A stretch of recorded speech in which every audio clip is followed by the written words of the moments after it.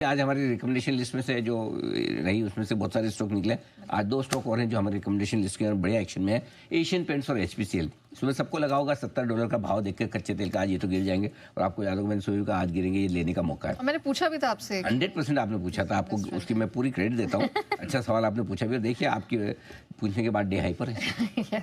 अच्छे मजबूत अगर हमने कहा बेचना नहीं, इनको लेना है। ओएनजीसी ये ऊपर खुलेंगे तो इनको बेचना है, ये नीचे खुलेंगे तो इनको लेना है, क्योंकि लॉजिक सिंपल है हमारा, टिकेगा नहीं। जो कच्चे तेल को निकाल के बेचे वो खुद ही इसका भाव गिराने में लगे हुए हैं। तो हम और आप कौन है बढ़ाने वाले? तो ये टिकने वाला नहीं। अभी भी ऐसे 69 पर है, ऐसा नहीं कि भाव ज़्यादा घटा है, उसके बावजूद स्टॉक नीचे आ गए। तो दो आज स्टॉक इन एक्शन है, एशियन पेंट्स और एचपीसीएल, जो हमारे 1 जनवरी के टॉप पिक्स। इस साल की थीम ही कच्चा तेल है। दूसरा स्टॉक है बीएसई, जो आज कमज़ोर है, टॉप लूजर है। बड़ा तगड़ा टक्कर ले रहा है टाइटन के साथ। टाइटन हमने सुबह रिकमेंड किया था, लेकिन बीएसई भी आज कमज़ोर है। 5-6% का नुकसान यहाँ पर है, और दो वजह इसकी। एक तो जेन स्ट्रीट का जो घोटाला सामने आया, उसके बाद लोगों को डर है कि इंस्टीट्यूशनल इन्वेस्टर्स का भी, एल्गो ट्रेडर्स का भी, प्रॉप बुक्स का, इनका सबका वायदा कारोबार का वॉल्यूम थोड़ा कम होता हुआ दिखेगा। अब लिस्टेड तो बीएसई है, तो एनएससी को तो आप बेच नहीं सकते, तो बीएसई बेचा जाएगा। पहला ये। और दूसरा ये कि कल सेबी की जो रिपोर्ट आई है एक और वित्त वर्ष 2025 को लेकर, जिसमें उन्होंने कहा कि अब 91% लोग पैसा खो रहे हैं, लेकिन पैसा खोने वाले 1,05,000 करोड़ नहीं, 1,05,000 करोड़ हो गया, तो अमाउंट पहले से बढ़ गया। करेक्ट।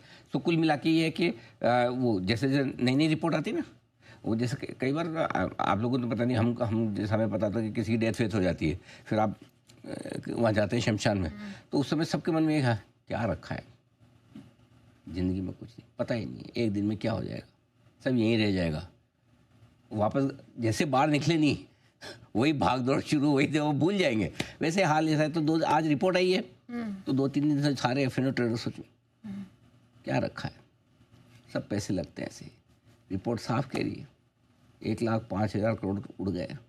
3 दिन बाद वापस अगली वीकली एक्सपायरी कौन सी है? यही होता है, ये जीवन का शाश्वत सत्य है एकदम। करेक्ट। हाँ, इसको हमको हिंदी भाषा में शमशान का वैराग्य। जब शमशान में जाता था आदमी किसी को छोड़ने, उस समय जो वैराग्य आता है, एकदम पूरी जिंदगी का ज्ञान, फिलोसॉफी सब वहाँ निकल के आ जाती है, और बाहर आके घर पहुँचा नहीं या ऑफिस पहुँचा नहीं, सब मेमोरी साफ, वापस से वही काम धंधे। करेक्ट। सत्य है ना ये जीवन का जी। Then thank you. Sir BSE के बाद अच्छा एक और रह गया, आईएफएल फाइनेंस। हमारे पसंदीदा शेयर एनबीएफसी है ही है, और ये हमारे रिकमेंडेशन लिस्ट में भी रहा है। लगातार ये अच्छी मजबूती में धीरे धीरे, कल भी मेरे ख्याल से हमने सुबह स्टॉक इन एक्शन में कल भी इसको पसंद किया था, आज के हीरो में शायद, और आज फिर से बढ़िया मजबूती में आता हुआ दिख रहा है, तो बढ़िया एक्शन इस स्टॉक में। ऑलराइट, चलिए, तो ये तमाम स्टॉक्स हैं, लेकिन आइए कुछ और स्टॉक्स पे, इवेंट्स पे, खबरों पे फोकस कर लेते हैं। हमारी रिसर्च टीम जुड़ चुकी है। Priyanka, good afternoon. आपके साथ